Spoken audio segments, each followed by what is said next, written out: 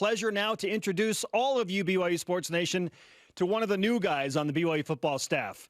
Kind of, because he's already been around. BYU Linebackers Coach Kevin Clune with us. Coach, welcome to BYU Sports Nation officially. Well, great to be here. Thanks for having me. Can't wait to get started in spring ball. Now, I know that you've already been working with the BYU staff, but now it's in an official capacity for the entire public to know. So naturally, we want to know all of the most interesting things about you. So let's put you right on the spot. What do BYU fans not know about you that they should? You know, I don't know. I mean, I've been around Utah. I worked at, I was a GA at University of Utah. I was at Southern Utah. I was at Weber State. I was at Utah State. And I don't know is there another person that's worked at all 5 schools? You know, I'm not sure. Maybe Steve Clark. Yeah, I worked with Steve at Utah, but I think he's only got 4 maybe of the 5.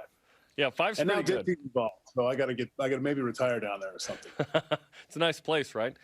Tell us about what you did this last season, because we talked about it a little bit in December, and then in January 5th, I said, hire Kevin Clune. It's a natural choice, so I'm glad they hired you. But walk us through kind of your involvement with BYU last year. Well, it really kind of came on in the end when, they inked the Navy and the Army games, and I really wanted to be involved to help, whatever in any capacity that I could. I was at Memphis and we played Navy the previous 2 years, and I thought played them pretty tough. So I wanted to help, whatever I could. I have all this film, I have all these, this defense that should be good, and it kind of just grew from there. I just wanted to come down and help out any way I could, and I've known, Kalani for 20 years and Aaron Roderick for 20 years, and just it was just kind of a natural fit. So should we officially give you those 3 wins then on your resume against the American Athletic Conference specifically? Yeah, it's all me. Yes, exactly. Couldn't say enough about the kids, especially starting with the Navy game, how they came out and just played hard. I mean, obviously everyone knows that's a tough team, and the kids came up and just controlled the line of scrimmage and did everything that was asked of them. So, I couldn't be more proud of being a part of that. Kevin Clune with us on BYU Sports Nation, new BYU Linebackers coach. Let's rewind to your first interaction with anybody on the current BYU football staff. Where did those relationships initially begin?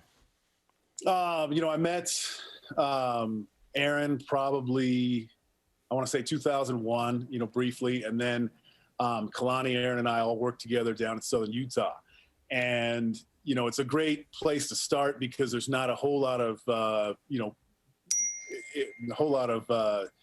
people watching everything, so you can make mistakes kind of down there and all that. And we had a good team, and I felt we kind of built that team. We were only there for about 2 years, and we had a good squad of Utah kids that a lot of Snow College players, a lot of local kids, and it kind of all blossomed from there.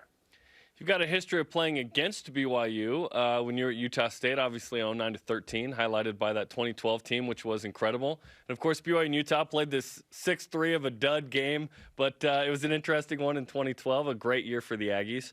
And then, obviously, you end up at Oregon State taking over as the DC for Kalani Sitake once he left, not to mention your Southern Utah ties. So it feels like you've been hanging out and/or following Kalani a little bit over the years. Yeah, it's we've become just good friends, and we just talk ball. We all come from that Kyle Whittingham style of defense, and so when we can talk ball, it's like we're not talking the same language a lot of times. And there's been we've both evolved into a lot of different ways, but it's just good to be back with good people, good coaches, and good kids. Kevin Clune, new linebackers coach for BYU Football, with us on BYU Sports Nation. If you were to poll players from any team that you've coached with, how would they explain your personality as a coach? Oh, man, that's I don't know. That's hard to explain. But, there's an initial level of gruffness that maybe that maybe that you get right away, and it's like, oh, wow, it's maybe seems a little standoffish, but after you kind of get to the hard work of things, it's I don't know. I think I'm an easy guy to work to play for. So Tell us about your linebacking group. Obviously, a group that has some talent and talent returning. We're a couple weeks away from spring ball. So what do you feel like you have there, and what do you feel like you need to develop even further? Well, it was, really good. I got to meet these guys and was just, really impressed with how they just come out to work every day, and they're very even-keeled kids. It's they got talent, they got size, they got speed, and I'm very pleased to be involved with this group. Starting off with Peyton Wilgar, very versatile player. He can play the outside positions and the inside positions, and maybe even we put him up at a DN position. He can do it all, and he's always the guy that we're thinking when we put in a new defense. Well, Peyton would be perfect for this. Well, but we got to move around the other pieces of the board.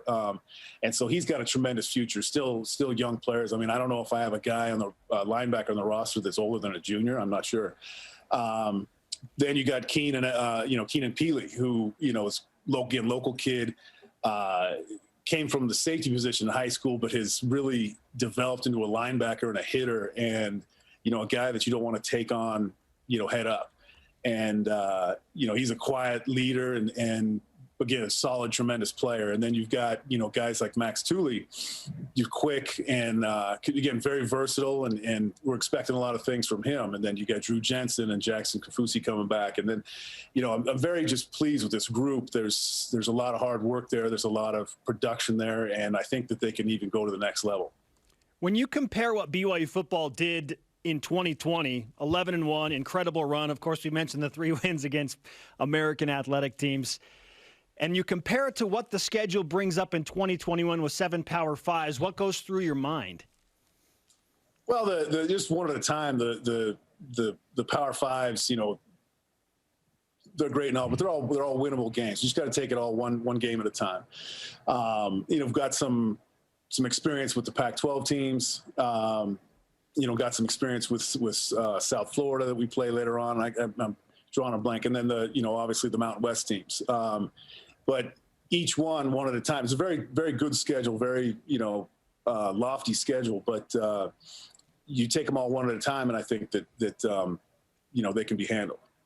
Certainly we're hoping that things return to normal for life and football and whatnot, but it'd be fun to have fans at Allegiant Stadium in Vegas for that opener, wouldn't it? Yeah, and that'll be great. It was very strange. I coached junior college back in California like 25 years ago, and you could literally count how many people were in the stands in some game. And so it brought me back to that. But it didn't matter. The kids brought energy. Kalani was bringing energy on the sideline. And it's a shame that these guys didn't get to showcase what they do, in front of 60,000 people or whatever. But in the end, they just came out to play. And so, that was good. But it was definitely the first game at Navy. It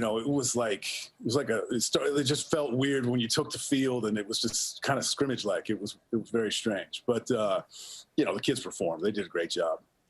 I'm thinking specifically about Billy Nixon, who started a Dance Dance Revolution along with Jason Gerfusi, as well as Kalani Sitake. Jason Ayu, I should say. So let me correct myself. How are your dancing skills when you look at those guys? Yeah, horrible. I was called into some part of that, and I was like, I'm not gonna. Let's just keep my dignity over on the side. But yeah. It's maybe I gotta maybe for some giant game maybe I'll jump in, but yeah, I'm not sure. It'll take a lot. Who are some of your primary influences, growing up as a young coach and now as a more experienced coach? Who do you draw upon for influences upon the way you coach the game? There's a lot, and a lot of guys no one's ever heard of. I coached at a high school, Dos Pueblos in Goleta, California, and 2 coaches there, Coach Hasselmeyer and Coach Scott O'Leary, were tremendous. My old high school coach, Norm Costa, great guy. Junior college coach that I played for and worked for was Gene Murphy. He was at Cal State Fullerton for 100 years. I mean, these are all people that you've probably never heard of, but it does. I can go all the way back to my Little League coach was Jim Bernardaschi, who was a tremendous man. And you learn a lot of things about football, and you learn a lot of things about, how to hit somebody or tackle or block or whatever it is. But just their example of hardworking men that find a way to give back to society by coaching football. And, I've coached for free. I just love football, and I love working with kids. My dream back in the day was I was going to have a regular job. I studied computer science. I was going to have a regular job and then go help the local high school wherever I lived, because that's just the way to give back, because that's, I go all the way back, man, I'm thinking about a lot of names here. Frank Link was a Little League baseball coach that I had 30, 40 years ago. They're all tremendous men that found a way to give back to young people. But to get back to your original question, I mean, those are the guys that I think of why I coach and why I work with young people. And it's just, a good deal. Now, when you talk about football, learned a lot from Kyle Whittingham when I was a GA up at Utah. I worked with Coach Norm Chow and learned a lot about, football from him. It's just every single person you take something from. But I can't say enough about those guys nobody's ever heard of that just find a way to give back to young people. Coach, what are you hoping to learn from your team by the end of spring football in 2021? It's not. I'm not going to have any hand in this, but the quarterback challenge that we're going to have is going to be exciting to watch. I think you got 3 players or so. Maybe there's more, but yeah, there's 3 guys that I know of that are going to be exciting to watch. But personally, on the defense, it's just coming together. We do lose, some leadership on this team. We lose our quarterback. We lose, Kairos Tonga, who's just tough. We lose, Isaiah Kafusi, who always kind of knew the right thing to say, and Warner, and we lose some guys. But, who's going to step up and kind of be the new leader? How's this team going to come together? All those things is just the natural evolution of every single team every year. Personally for the linebackers, just how each individual player is going to take the next step, and what are they going to do in this month of March to improve their game and how they play, whether it's tackling or defeating a block or whatever. So there's a lot of scenarios there, but I think the one that everyone's going to concentrate on is how the quarterback battle's taking place, and I'll leave that to Coach Roderick, and he can deal with all that. In your tour of Utah, we feel confident that Provo will be the top destination for you, Coach. Just putting that out there. Yeah, no, tremendous kids. Like I said, very fulfilling. I was just coming down and helping out, last season, and I felt driving home every day that, I was stealing. I wasn't getting paid anything, but I felt I just felt so fulfilled working with these guys, and so, I can't say enough about that. Coach, it's great to get to know more about you. We look forward to discussing BYU football with your brilliant football mind. Thanks for the time. Brilliant. Anytime. Thanks, guys. Kevin Clune on the Deseret First Credit Union Hotline. Deseret First, you know why, we show how.